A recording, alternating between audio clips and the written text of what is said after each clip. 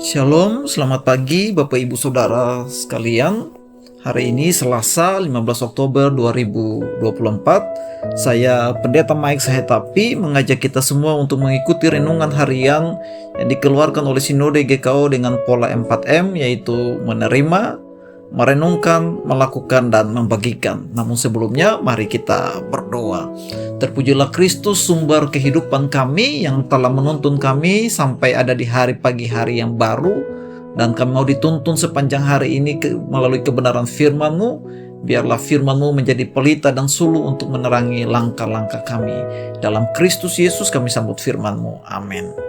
Renungan pagi hari ini terambil dari Injil Lukas pasal 4 ayat yang ke-17 dengan tema Roh Tuhan ada padaku.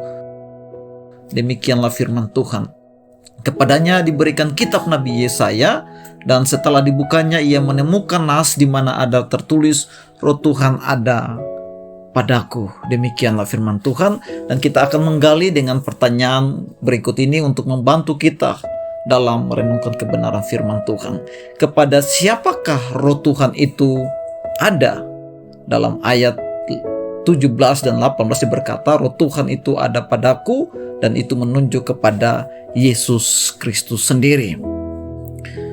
Kuasa Roh Kudus ada pada Kristus, dan dia memulai pelayanannya. Bahkan dalam kitab Lukas maupun Kisah Para Rasul dikatakan bahwa Roh Kudus memenuhi Kristus, dan Roh Kudus memenuhi para murid, dan mereka melayani Tuhan dengan kuasa yang besar. Baik murid maupun Kristus mendapatkan Roh Kudus, pimpinan roh, bahkan kepenuhan roh, dan mereka melayani Tuhan dengan api yang sangat berapi-api dan sangat berkuasa. Kalau kita lihat dalam konteks Kisah Para Rasul, murid-murid dipenuhi Roh Kudus, kita mengerti. Kalau kita lihat di Kisah Para Rasul, banyak orang yang berserah kepada Tuhan dan memohon tuntunan roh, dan Allah memberikan Roh Kudus bagi mereka. Tetapi pertanyaannya adalah, apakah Tuhan bisa diberikan roh sehingga ia bisa semangat dan kuat? Apakah Yesus harus dipenuhi dengan Roh Kudus baru bisa melayani?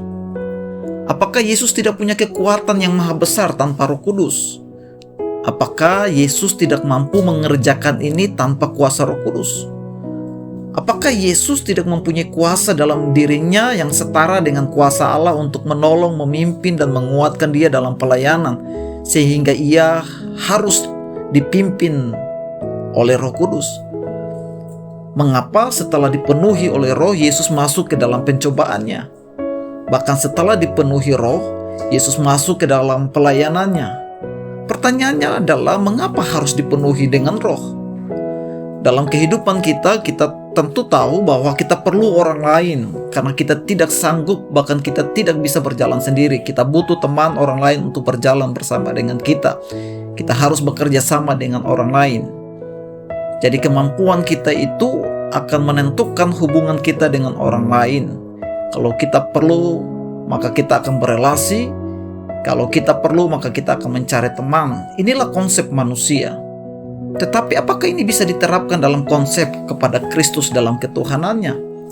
Karena dia Allah yang sempurna, Allah yang berhubungan satu dengan yang lain. Allah berhubungan antara pribadinya. Siapapun yang menjalin hubungan meskipun dia tidak memerlukannya, inilah yang mencerminkan hubungan Tritunggal. Maka bayangkan Kristus menjalankan pelayanannya tanpa ada Roh Kudus.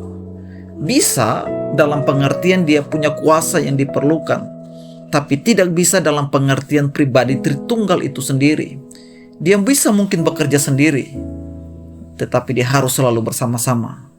Maka Yesus ada di dunia, Roh Kudus menyertai dan memberikan kepenuhan.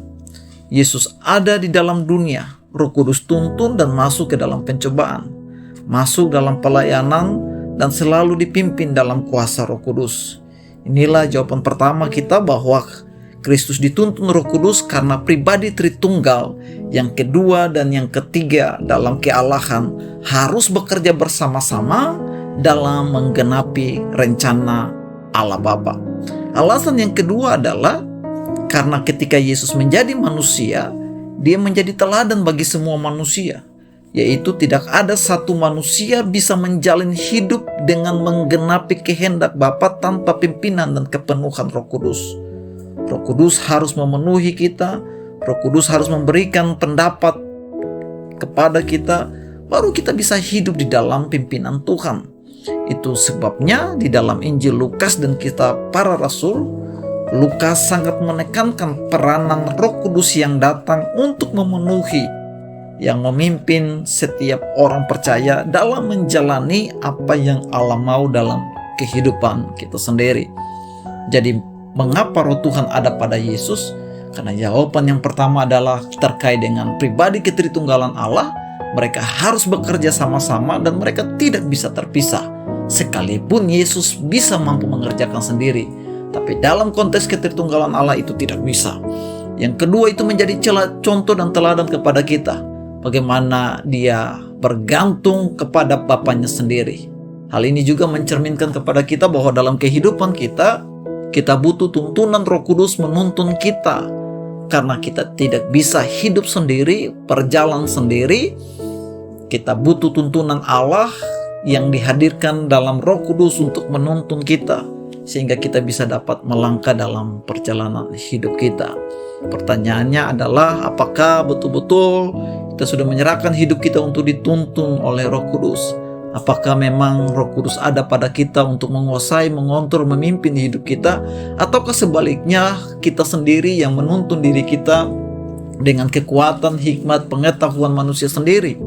Tanpa Roh Kudus kita tidak bisa ada dan mampu menjalani hidup kita. Karena itu, mari serahkanlah hidup kita untuk dipimpin oleh Roh Kudus dalam berjalan dengan kehendak Allah sepanjang hari ini. Tuhan Yesus memberkati kita semua.